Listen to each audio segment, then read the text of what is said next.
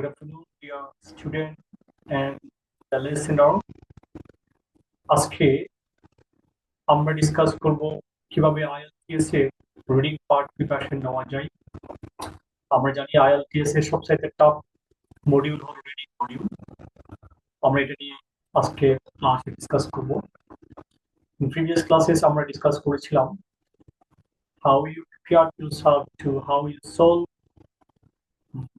fill in the blanks. Fill in the blanks to answer করা যায় আমরা previous ক্লাসে ডিসকাস করব। Today's classes we will discuss about how you are going to solve true, false, not given, and yes, no, not given. আজকে আমরা solve করব কিভাবে true false not given solve করা যায়, কিভাবে yes no not given question solve করা যায়, এটা নিয়ে আমরা আজকে সলভ করব। Let's have a look at the question, please. The question is about this Cambridge 11 question. Cambridge 11. This is Cambridge 11. Test 1. আমরা এই কেমব্রিজ থেকে গত ক্লাসে আমরা true fill in the blank নিয়ে কথা বলছিলাম। আজকে কথা বলবো কিভাবে আমরা true false not given solve করা যায়। So we have to remember, আমাদের রিমেম্বার থাকতে হবে রিডিং এর পার্টের মধ্যে very important thing is to managing and maintaining time. আমাদেরকে সবচেয়ে স্মরণ রাখতে হবে বেশি হচ্ছে আমরা যে বিষয়টা বেশি গুরুত্ব দেবে সেটা হচ্ছে আমরা রিডিং পার্টের মধ্যে টাইম ম্যানেজমেন্টটা আমাদের ঠিক থাকতে হবে, কারণ আমরা আমাদের রিডিং এর 3টা প্যাসেজ থাকবে, 3টা প্যাসেজে 40টা প্রশ্ন থাকবে। এই 40টা প্রশ্ন 3টা প্যাসেজ পড়ে 1 ঘন্টা সময়ে অ্যান্সার করতে গেলে আমাকে টাইমটা মেইনটেনেন্স করতে হবে। সো টাইম মেইনটেনেন্সের জন্য আমরা কিছু স্ট্র্যাটেজি ফলো করব। ফার্স্ট থিং ইজ দ্যাট, প্রথম বিষয় হলো কোন টাইপ অফ কোয়েশ্চেন গুলো আমরা আমাদের জানতে হবে, কোন টাইপ অফ কোয়েশ্চেন কি ধরনের প্রশ্নগুলো রিডিং এ আসে, কোন ধরনের প্রশ্নতে কোন স্ট্র্যাটেজি আমরা ফলো করব। This is very important thing. Now we will start to solve true false not given. True হলো কোন স্টেটমেন্টটি সঠিক আছে, কোন বক্তব্যটা সঠিক আছে, দিস ইজ ট্রু। কোনটি রং আছে, কোন স্টেটমেন্ট রং আছে, দিস ইজ ফলস। আর নট গিভেন হলো যেটা তথ্য দেওয়া নেই। এক্সাম্পল, এখানে কোয়েশ্চেন নাম্বার 8 আমরা যাই। Method of predicting earth population have been recently change. অর্থাৎ পৃথিবীর জনসংখ্যার যে পূর্বাভাস, এটার পদ্ধতি, মেথড মানে পদ্ধতি, প্রেডিক্টিং মানে পূর্বাভাস দেওয়া। পৃথিবীর জনসংখ্যা প্রিডিকশনের পদ্ধতি রিসেন্টলি পরিবর্তন হয়ে গেছে। এই প্রশ্নের মধ্যে মূল ওয়ার্ডটা আমাদের method of predicting earth population, এটা পুরোটা হচ্ছে মূল ওয়ার্ড। অর্থাৎ পৃথিবীর জনসংখ্যা পূর্বাভাসের পদ্ধতি, এর মূল বিষয় হচ্ছে পৃথিবীর জনসংখ্যার পূর্বাভাসের পদ্ধতি পরিবর্তন হয়ে গিয়েছে। সো আমরা এই প্রশ্ন যদি অ্যান্সার করতে যাই, আমাদের যে কাজটা করতে হবে, আমরা সিকোয়েন্স ফলো করবো। প্রথম দিকে পেসেজ দিকে আসি, আমাদের আর পপুলেশন নিয়ে কোথায় ডিসকাস করেছে আমরা প্রথম দিকে যাই। আগের প্রশ্ন, আগের যে কোয়েশ্চেনটা আমরা করছিলাম, এখানে ফিল ইন দ্য ব্ল্যাঙ্কের লাস্টের অ্যান্সারটা পেয়েছি। এই লাস্টের অ্যান্সারটা পেয়েছি আমরা পেসেজে একদম শেষে পেয়েছি, একদম লাস্টে পেয়েছি। সো এই জন্য আমাদেরকে সিকোয়েন্স ফলো করতে হবে, আবার প্রথম থেকে আসতে হবে। সো আমরা যে প্রশ্নটা পেয়েছি সেটা হলো মেথড। এখানে আছে বাই দ্য ইয়ার 2050 সালে নিয়ারলি 80% অফ আওয়ার পপুলেশন, এখান থেকে তারা বলছে প্রায় 80% জনগণ, পৃথিবীর লোক সংখ্যা will live in urban centre, অর্থাৎ নগর অঞ্চলে, শহর অঞ্চলে পৃথিবীর 80% লোক বসবাস করবে। Applying the most conservative estimate to current demographic trend, the human population will increase by about 3 billion people by then। অর্থাৎ 2050 সালে বর্তমান থেকে প্রায় 3 বিলিয়ন মানুষ, 300 কোটি মানুষ আরো বৃদ্ধি পাবে। এন্ড এস্টিমেট, সো আমরা এখানে মোটামুটি আমরা কিছু তথ্য পেয়েছি। প্রশ্ন বলছে কি, প্রশ্ন বললো মেথড অফ, অর্থাৎ পদ্ধতি, পৃথিবীর জনসংখ্যা পূর্বাভাসের পদ্ধতি বর্তমান পরিবর্তন হয়ে গিয়েছে। তো আমরা এখানে যে কথাটা করছি এটা করছি পৃথিবীর জনসংখ্যা বৃদ্ধি পাবে 2050 সালে। এই বৃদ্ধি পাওয়া সংখ্যা গিয়ে দাঁড়াবে প্রায় 300 কোটি মানুষ 50 সালে বৃদ্ধি পাবে। কিন্তু প্রশ্ন বলছে মেথড ও এই মেথডটা কি, এটা কোন মেথডে, মেথড মানে কোন পদ্ধতিতে। আমরা এখানে কোনো মেথড নিয়ে কথাবার্তা নাই, no there is no information about method. So এই অ্যান্সারটা আমাকে করতে হবে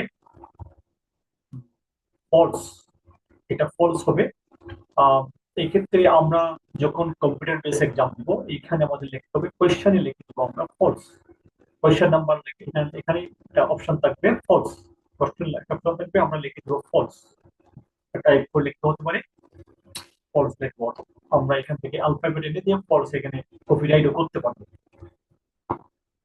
নাও সেকেন্ড কোয়েশ্চেন হলো হিউম্যান বিং আর রেসপন্সিবল, মানব জাতি দায়ী, হিউম্যান বিং রেসপন্সিবল, মানব জাতি দায়ী for some of the destruction of food producing land, মানুষরা দায়ী হবে some of destruction of food producing land, অর্থাৎ হলো মানুষরা দায়ী থাকবে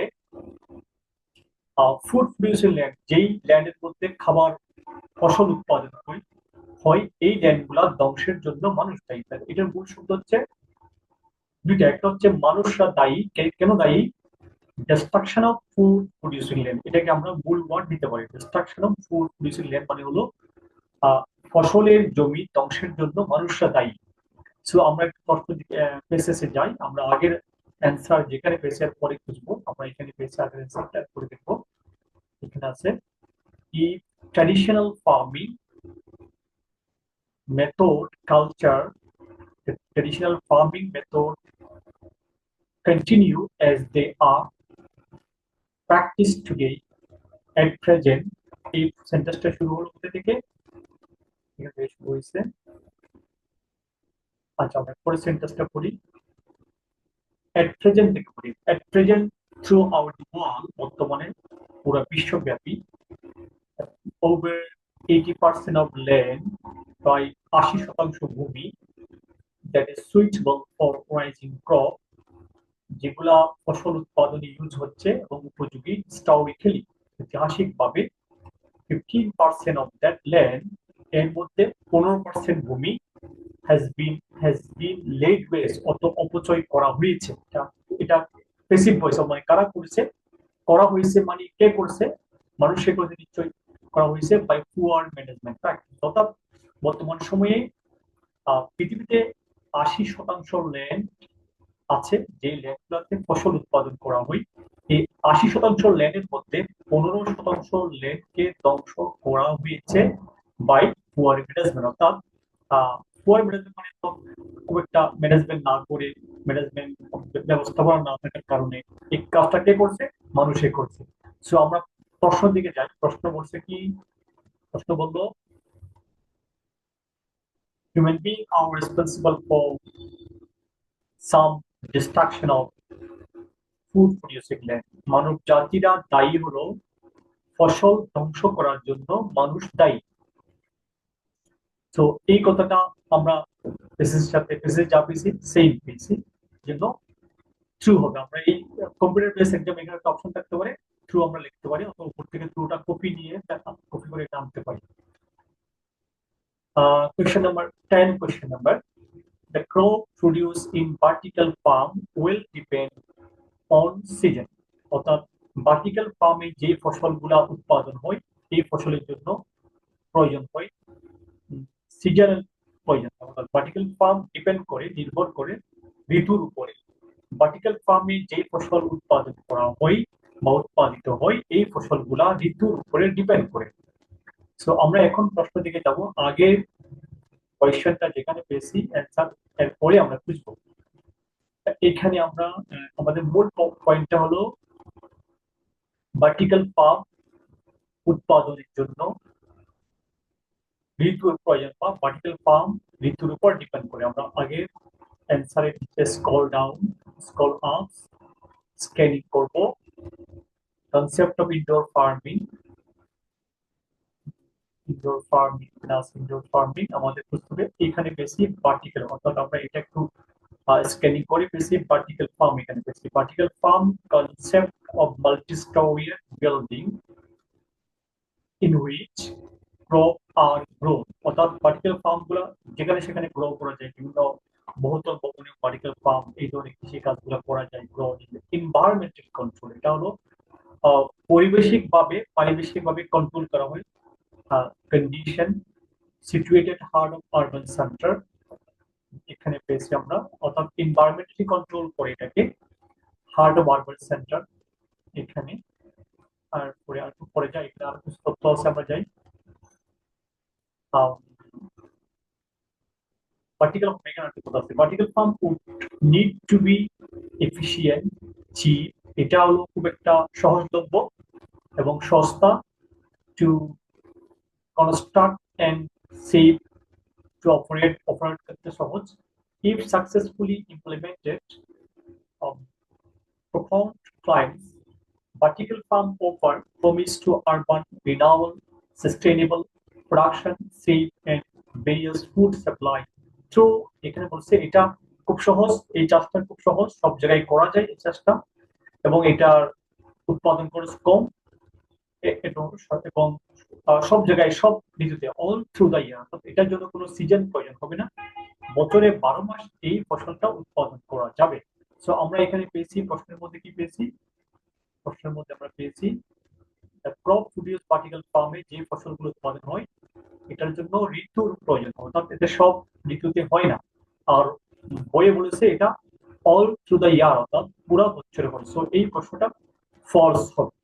সো আমরা এভাবে আমাদেরকে অ্যান্সার শর্ট আউট করতে হবে, we have to sort out the answer. আমরা কিছু টেকনিক জানলে, স্ট্র্যাটেজি আমাদের যদি জানা থাকে, if you know some strategy, আপনার যদি কোনো স্ট্র্যাটেজি জানা থাকে, you can do better in reading part. Reading এর জন্য রিডিং হলো, আমার যুক্তিত মতো রিডিং হলো সহজ, কারণ সবগুলো অ্যান্সার দেওয়া আছে, শুধু খুঁজে খুঁজে বের করো।